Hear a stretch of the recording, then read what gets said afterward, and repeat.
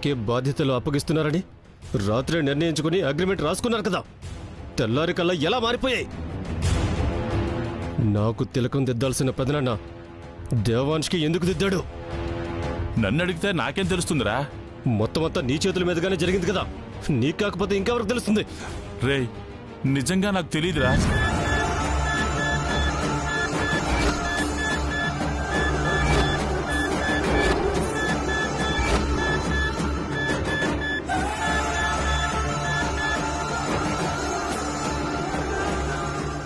లేదు, నీకు తెలుసు నాన్న. అసలు నీ మీదే నా అనుమానం. అగ్రిమెంట్ రాసేటప్పుడే దేవాన్ష్ పేరు రాసావు కదా?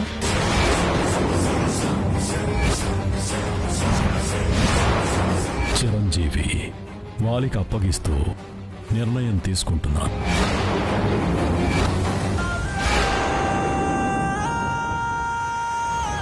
దేవాన్ష్ పేరు ఎందుకు రాస్తానురా? ఇందాకే చెప్పాను కదా, నీ పేరే రాశాను. అది ఎలా మారిందో నాకు తెలీదు.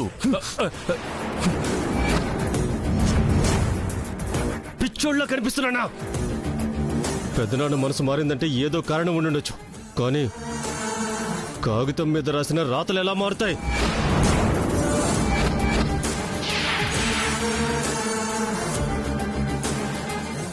ఏం జరిగిందో చెప్పు నాన్న, లేదంటే ఏం చేస్తానో నాకే తెలీదు. ఆ మిగిలిన సగం ప్రాణాలు కూడా తీసేస్తాను.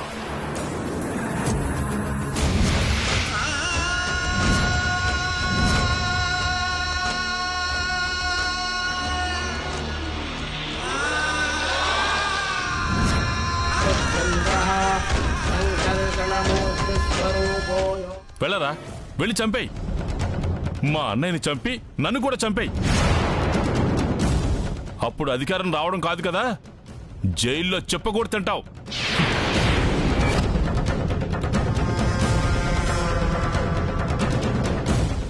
కన్న తండ్రివని కూడా చూడవని తెలుసురా.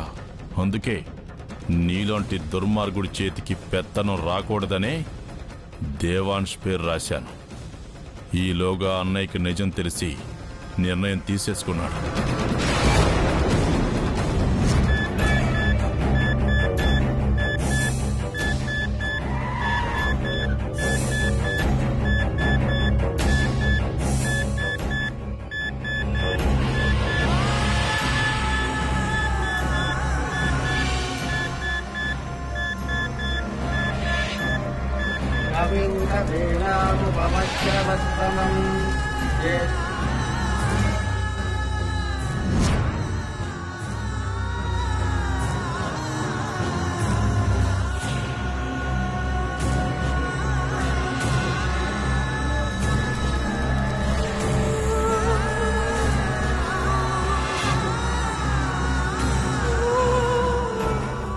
ఏం ఆలోచిస్తున్నావురా?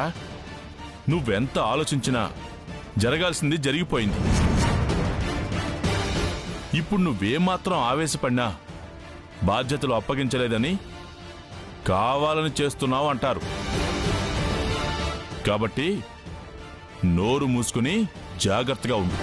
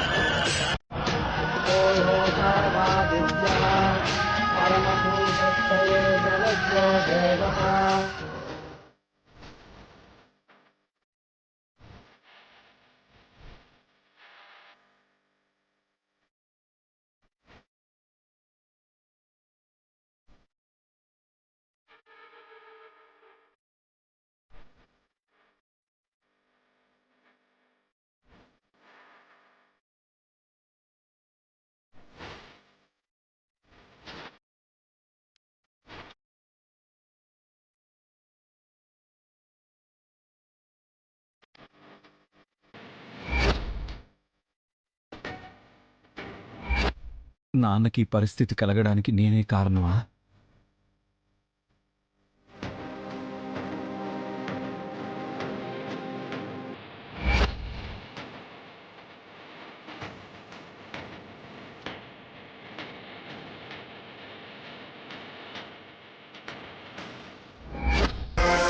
ఏమే తమ్ముడు, మన దేవాంష్కి ట్రస్ట్ బాధ్యతలు అప్పగిస్తున్నాం కదా. మన రాజగురువు ప్రతిపాదించిన 1000 కాళ్ల మండపం నిర్మాణ బాధ్యతల్ని కూడా దేవాంష్కే అప్పగిద్దాం అనుకుంటున్నాను.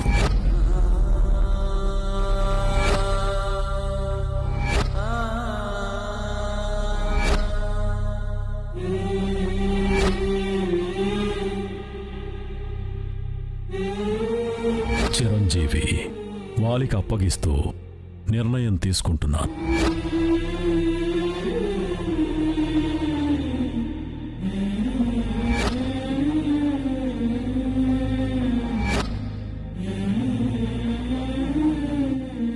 నా మీద ఎన్నో ఆశలు పెట్టుకున్నారు నాన్న.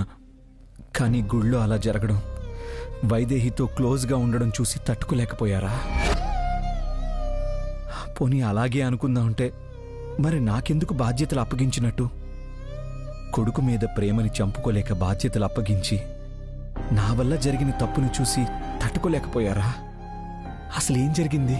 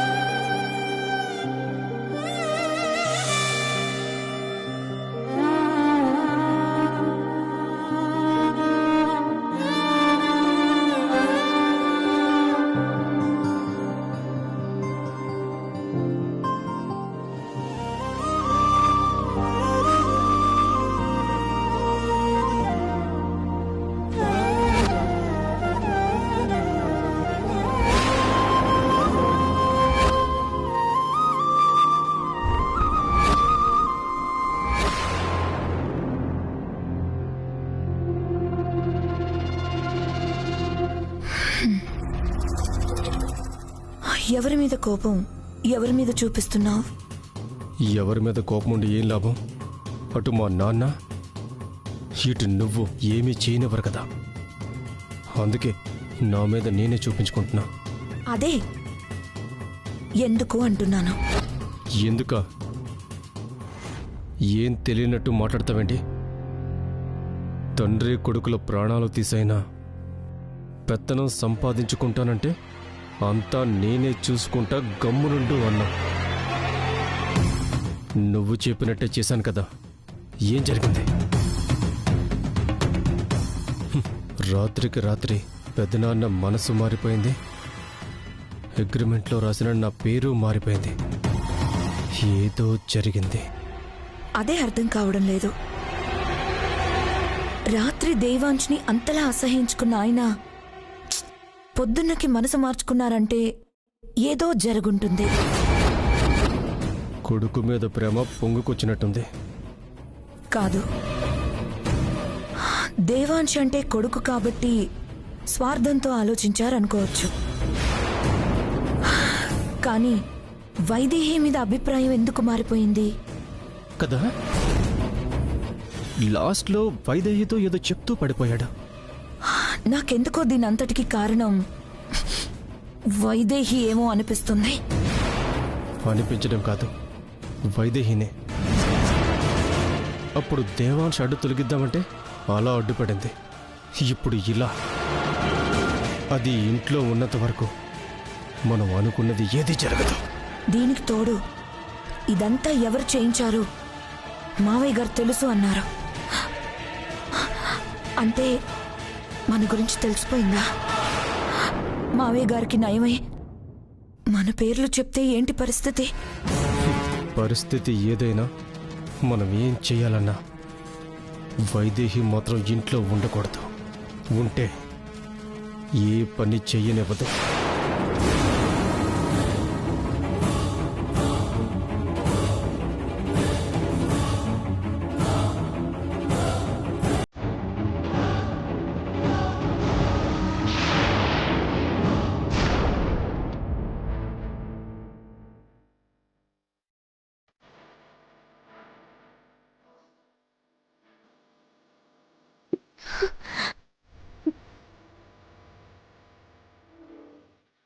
మావయ్య గారు ఏం చెప్పాలనుకున్నారు?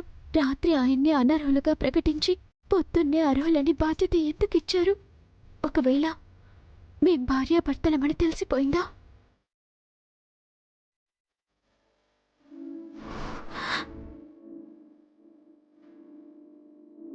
మావయ్యకి కొంపదీసి మా మీద అనుమానం వచ్చిందా? అయ్యో, నేను తీసుకొస్తాను, మీరు వెళ్ళండి. ఓకే.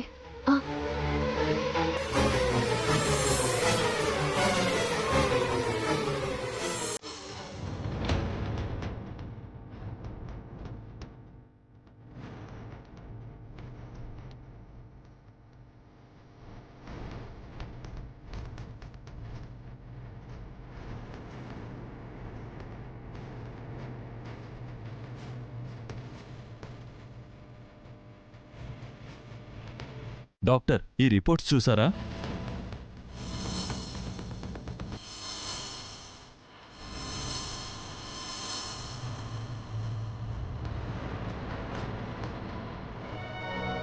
బ్లడ్లో స్లో పాయిజన్ అవశేషాలున్నాయి.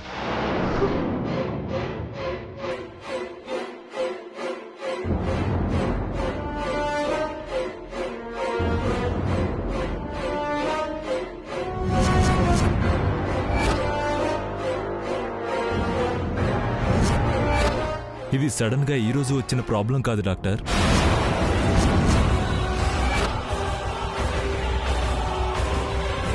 చాలా రోజులుగా ఆయన బాడీలోకి స్లో పాయిజన్ ఎక్కించడం వల్ల వచ్చిన ప్రాబ్లం ఇది.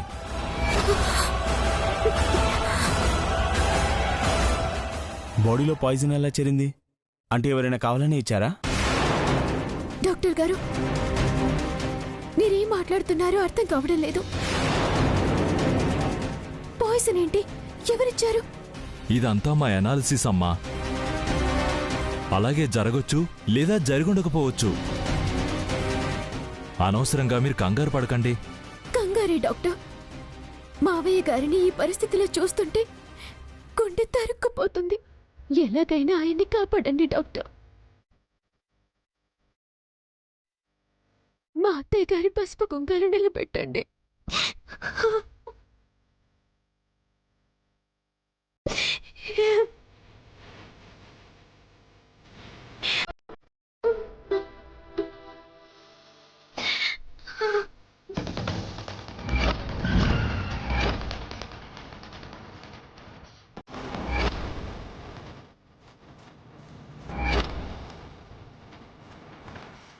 ప్రత్యేకించి బతిమాలాల్సిన అవసరం లేదమ్మా. డాక్టర్లుగా అది మా డ్యూటీ. ఆయన్ని కాపాడడానికి మా సాయశక్తిలో ప్రయత్నిస్తాం. మీరు వెళ్ళండమ్మా.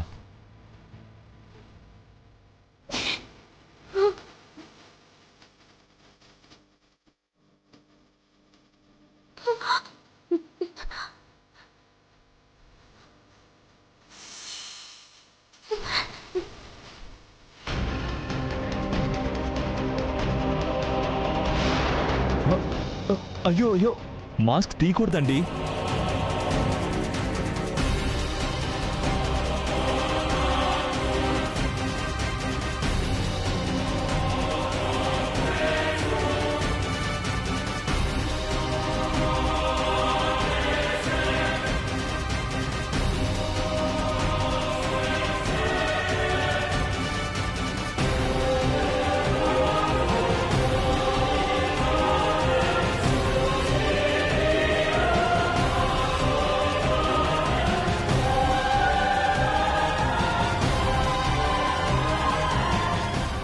అయ్యో, మీరిప్పుడు ఎవరితోనూ మాట్లాడకూడదండి.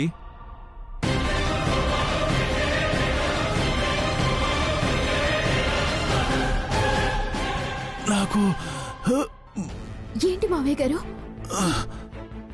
దశరథ రామయ్య గారు, మీరు ఎమోషన్ అవ్వకూడదండి. కోలుకున్నాక అన్ని విషయాలు మాట్లాడుకోవచ్చు. మీరు వెళ్ళండమ్మా, ప్లీజ్.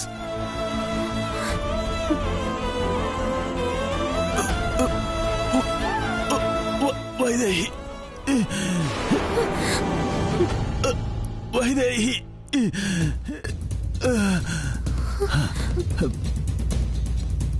ఏంటి మావయ్య గారు? అత్తయ్య వాళ్ళని పిలవాలా?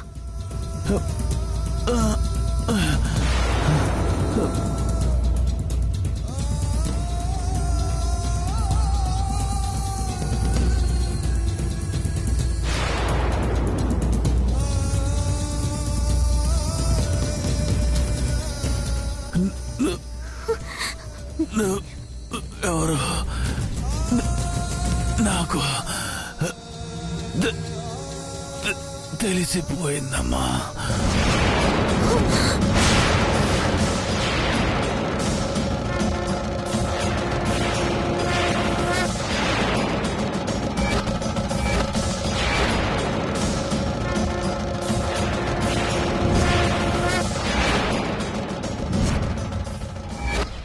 దశరథ రామయ్య గారు, మీ కండిషన్ ఏంటో మీకు తెలియటం లేదు. మీరు మాట్లాడకూడదండి.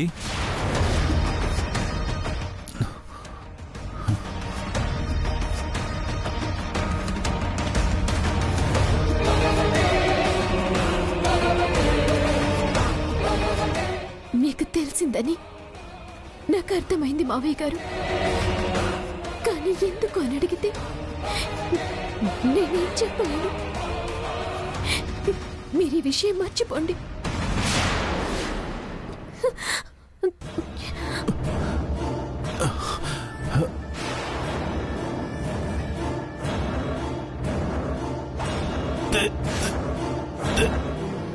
దేవాంశ్,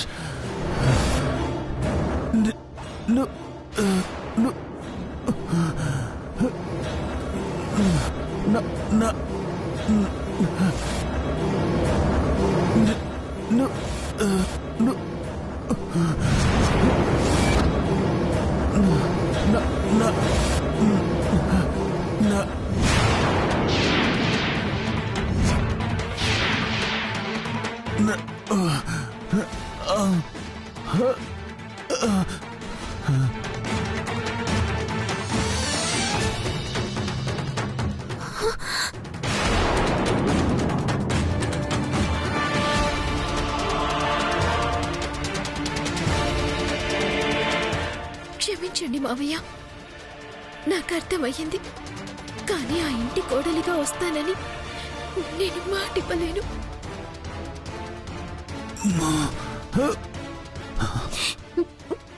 ఏమంటున్నారమ్మా? మీకేమైనా అర్థమవుతుందా?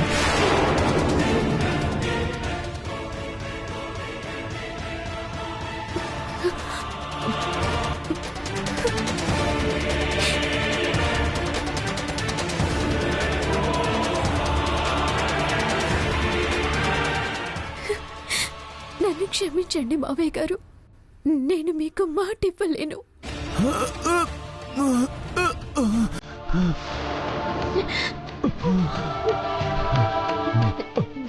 సిస్టర్, ఆక్సిజన్ మాస్క్ పెట్టండి.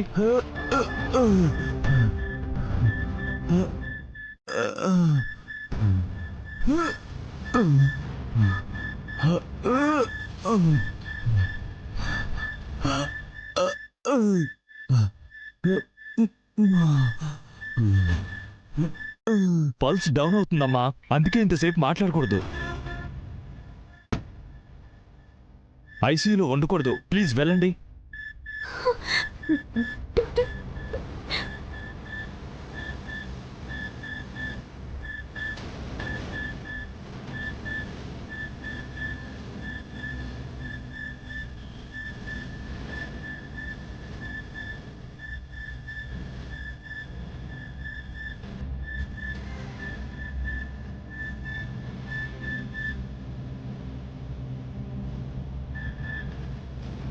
బావగారికి ఏం ఖర్చు చేయలేమ్మా, ఏడవకండి.